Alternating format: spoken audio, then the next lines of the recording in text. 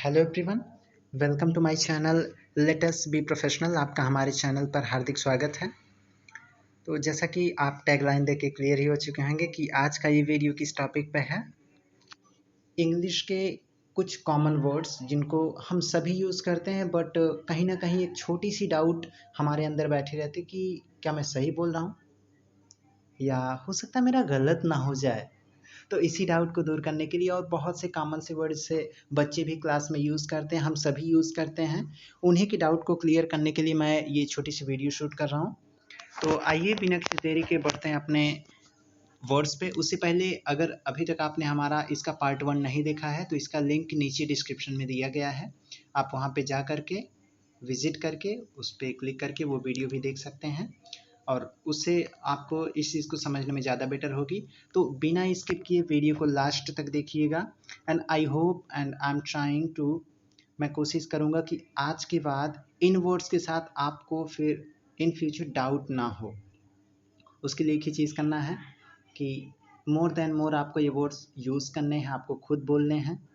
जहाँ भी मौका मिले आप इन वर्ड्स को बोलिए एंड कुछ ही दिनों में आपको ऐसा होगा कि ये वर्ड्स आपको प्रॉपरली याद हो जाएंगे। ना लिखने की ज़रूरत है, ना कहीं पे बार बार याद करने की ज़रूरत है। सिर्फ एक ही चीज़, आपको सिर्फ इसे बार बार बोलना है, स्पीक करना है। हाँ, अगर ज़रूरत हो तो एक दो बार आप राइट करके भी उसको रिवाइज कर सकते हैं, याद कर सकते हैं। तो आइए अपने बढ़ते अपने वीडियोज़ पे रहा है। और मैंने आपसे बताया था कि बारिश में अलग अलग बारिश के नाम मैं आपको ज़रूर बताऊंगा, तो अभी मैं उस चीज़ को क्लियर कर दे रहा हूँ। देखिए, कभी कभी क्या होता है कि एक भारी बारिश होती है तब भी हम रैन बोल देते हैं, हल्की बारिश होती है तब भी हम रैन ही बोलते हैं, क्योंकि हमें दूसरे वर्ड्स नहीं पता है। लेकिन आज के बाद आपको वर्ड्स पता चल जाए हैं तो आपको इसमें कन्फ्यूजन नहीं होनी है कि कौन सी हैवी बारिश को क्या बोलना है। अगर लाइट रैन है इट मीन्स हल्की बारिश है तो क्या कहेंगे।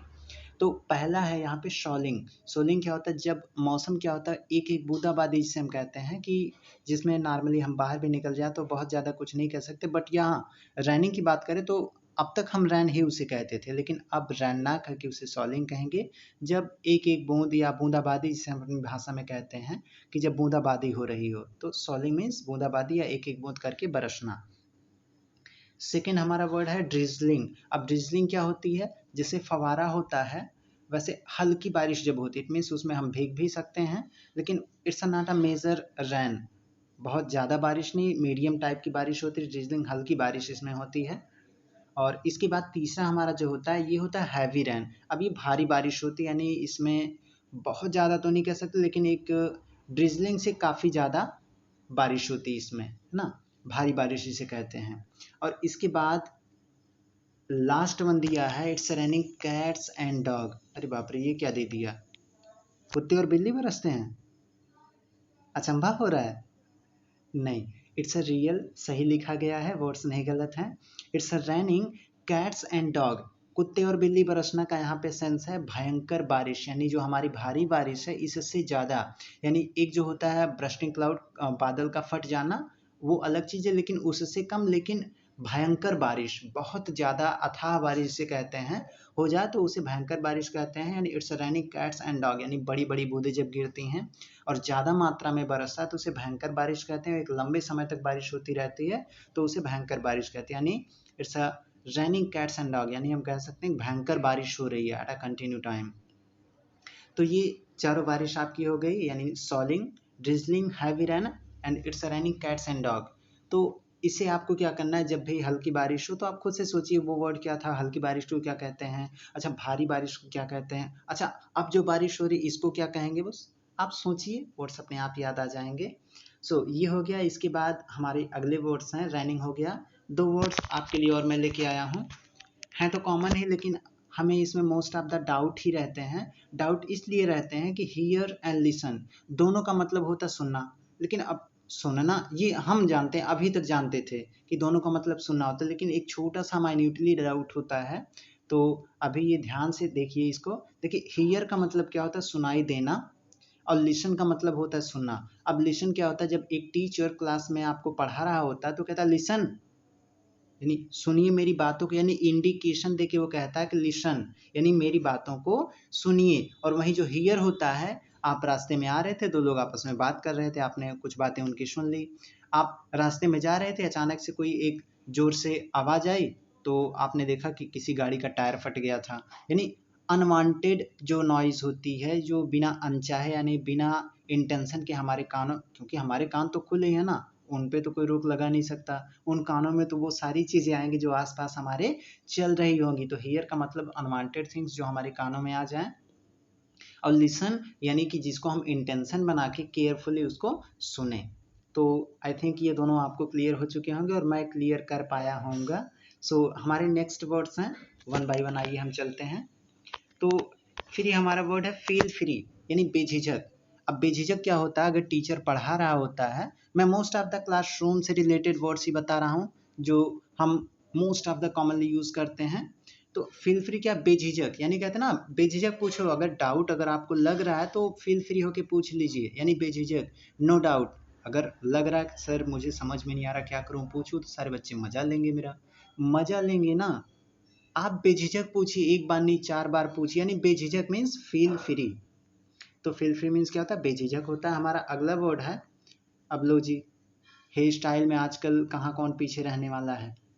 तो hairdo, hairdo means होता है आपके बालों की स्टाइल, हेयर मीन्स होते हैं बाल, एंड डू मीन्स वहाँ पे हेयर डू एक साथ मिलके बालों की स्टाइल कही जाती है, जो भी अलग अलग स्टाइल से आप अपने बालों को स्टाइल देते हैं।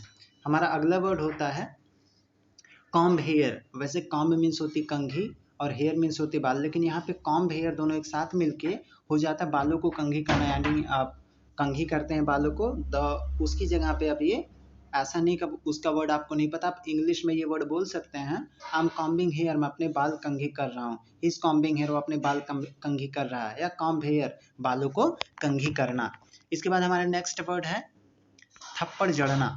ठीक है, आप स्लैप भी पढ़ सकते हैं, अगर गलतियां होंगी तो कोई ना कोई एक बार समझाएगा, 2 बार, लेकिन ज़्यादा मिस्टेक होगी तो बजा दिया जाएगा एक कान के नीचे ना, एक स्लैप यानी थप्पड़। तो स्लैप मीन्स होता है थप्पड़। तो आगे से इसको थोड़ा ध्यान रखिएगा क्योंकि ये ना पढ़ने पाए ना। अगला हमारा वर्ड है टिपटो। अब टिपटो क्या होता है, कभी कभी हमारे साथ भी होता है, हम एकदम दबे पाँव निकल जाते हैं, कोई सुनने ना पाए, कोई जान ना पाए कि हम आए और चले गए, यानी दबे पाँव जिसे कहते हैं। बिल्ली क्या होती है, दूध पीने के लिए दबे पाँव जाती है।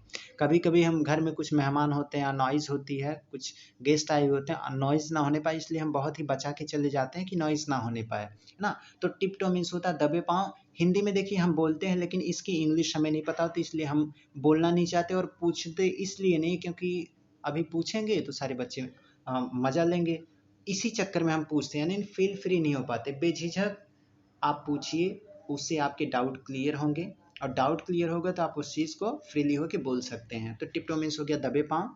हमारा अगला वर्ड है मूच अराउंड। मूच अराउंड क्या होता है, आवारागर्दी करना। अब आवारागर्दी क्या होती है, यानी अनवांटेड चीज़ों को, जिसकी रिक्वायरमेंट ना हो, जिसकी नीड ना हो, बेफालतू के कामों को करना जिसकी कोई ज़रूरत ना हो। ठीक है, तो वो होता मूच अराउंड या आवारागर्दी करना। शायद अगर आपने गाँव में सुना भी होगा, गाँव में आप रहने वाले होंगे तो शायद सुने भी होंगे, दिन भर आवारागर्दी करता रहता है, कुछ लिखता पढ़ता नहीं है जी ना। तो आवारागर्दी करना यानी बिना फालतू के कार्यों को करना जिसका कोई नीड या कोई नेसेसिटी उसकी ना हो, तो होता मूच अराउंड। अगला वर्ड हमारा होता मुंह फुलाना। अब मुंह फुलाना क्या होता है, बाप रे, मुंह फुलाना यानी बहुत बार ऐसा होता है कि पापा ने डांट दिया तो मुंह फुला के बैठ गए, कपड़ा चाहिए था, मनपसंद नहीं लिया तो मुंह फुला लिए, जाइए हम पहनेंगे ही नहीं। तो दैट इज़ अ मुंह फुलाना। तो डोंट बी सल्क, मुंह मत फुला के बैठिए, ठीक है, कुछ पढ़ लीजिए और कुछ वर्ड सीख लीजिए ना, तो मुंह फुला लीजिएगा बाद में ना। तो सल्क मीन्स होता है मुंह फुलाना। अगला हमारा वर्ड है जो कि हम मोस्ट ऑफ द यूज ही करते हैं, हैंड इन। हैंड इन क्या होता है, अब तक आप एक वर्ड यूज करते थे सबमिट, सबमिट योर नोट ना, ऐसे कहते थे आप लोग कि नोटबुक सबमिट कर दीजिए, एवरीवन सबमिट योर नोट्स। तो अभी उसकी जगह पे आप यूज़ करेंगे हैंड इन। अब हैंड इन क्यों यूज़ करते हैं, हैंड इन यानी हाथों में जमा करना, ये नहीं कहीं भी रख के चले आइए। तो hand in means exact word है उसका कि सबमिट करना यानी जमा करना, वो भी बाई हैंड ना। तो ये वर्ड हमारा हो गया हैंड इन यानी जमा करने के लिए। एक वर्ड और है कि जब भी हम कहते हैं लिख लेना, ठीक है, या लिख लीजिए इसको, तो उसकी जगह पे हम कई सारे वर्ड हैं जिसको यूज़ कर सकते हैं। जैसे नोट डाउन है, नोट डाउन का मतलब होता है लिख लीजिए या लिख लेना। पेन डाउन होता है, पेन डाउन का मतलब होता है लिख लीजिए या लिख लीजिए या लिख लेना। जॉट डाउन ऑल्सो लिख लेना। राइट डाउन इसका भी मतलब होता है लिखना या लिख लेना या लिख लीजिए। तो एक ही वर्ड को हम अलग अलग इंग्लिश के वर्ड के साथ जो भी हमें ज़्यादा सूटेबल लगता है अपने इम्प्रेशन जमाने के लिए हम अलग अलग वर्ड्स को यूज़ कर सकते हैं और यूज़ करते भी हैं। तो अभी एक दो वर्ड्स और आए हुए हैं। तो ये हमारा ये वर्ड है स्नैप। स्नैप क्या होता है? चुटकी बजाना। अब चुटकी क्या होती है? हम क्लासरूम में बैठे रहते हैं, अपने फिंगर्स को बजाते रहते हैं ना, तो स्नैप, डोंट स्नैप ना, चुटकी मत बजाइए। एंड अगला वर्ड है ग्लूटन। अब ग्लूटन क्या होता है? आपके भी साथ हो सकता है आप ही हो ना। ग्लूटन मीन्स होता है पेटू, यानी जो बहुत ज़्यादा खाना खाता हो वो पेटू होता है। नहीं, उसका मुंह तो हमेशा चलता ही रहेगा, जो कुछ मिले बस ठीक है खा लेंगे ना। तो ये ग्लूटन मीन्स होता है पेटू। अगला हमारा वर्ड है गैरलस। अब गैरलस मीन्स क्या होता है? गैरलस मीन्स होता है बातूनी। अब बातूनी कौन से वर्ड किन पर्सन को कहते हैं?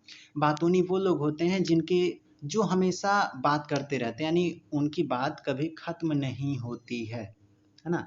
आप जब भी उन्हें देखेंगे कोई ना कोई टॉपिक उनके मुंह से निकलता रहेगा, वो कंटिन्यू उनकी टॉपिक चलती रहेगी, उनका मुंह दर्द नहीं करेगा ना, पेन नहीं करेगा, वो कंटिन्यू उनकी बात चलती रहेगी। आप थक जाएंगे लेकिन वो थकेंगे नहीं, वो उनके मुंह से कुछ ना कुछ टॉपिक, चाहे काम की, बिना काम की, इनकी उनकी, मतलब चलता रहेगा continue. That is a careless person ना। आप इसमें बता सकते हैं अपने फ्रेंड्स को, ही इज अ गैरलेस, वह बहुत बातूनी है, बहुत बात करता है, बतियाता ज़्यादा है ना। सो अर्थात बातूनी, गैरलेस। अगला है, अब बातूनी हो गया, इसी से मिलता जुलता एक और वर्ड है मुहफट। मुहफट कौन पर्सन होते हैं?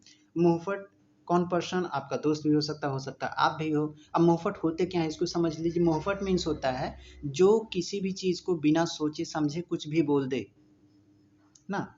मैटर कुछ और चल रहा था, आपको समझ में नहीं आ रहा था, लेकिन आपने जो है बीच में टांग अड़ा ही दी, मतलब कुछ ना कुछ बोल दिए, पता चला बोलने की वजह से। अब आपको फिर बाद में लगता है कि नहीं मैंने क्या बोल दिया, सारे लोग मुझे ही देख रहे हैं। तो वो होते हैं मुहफट, यानी बिना सोचे समझे कुछ भी बोल देना, कुछ भी जवाब दे देना, तो वो होते हैं मुहफट। ऐसे पर्सन को मुहफट कहते हैं। तो अभी ये वीडियो हो रही है काफ़ी लंबी, तो इस वीडियो को करते हैं यहीं पे ओवर। अगर वीडियो अच्छा लगा हो तो वीडियो को लाइक कीजिएगा।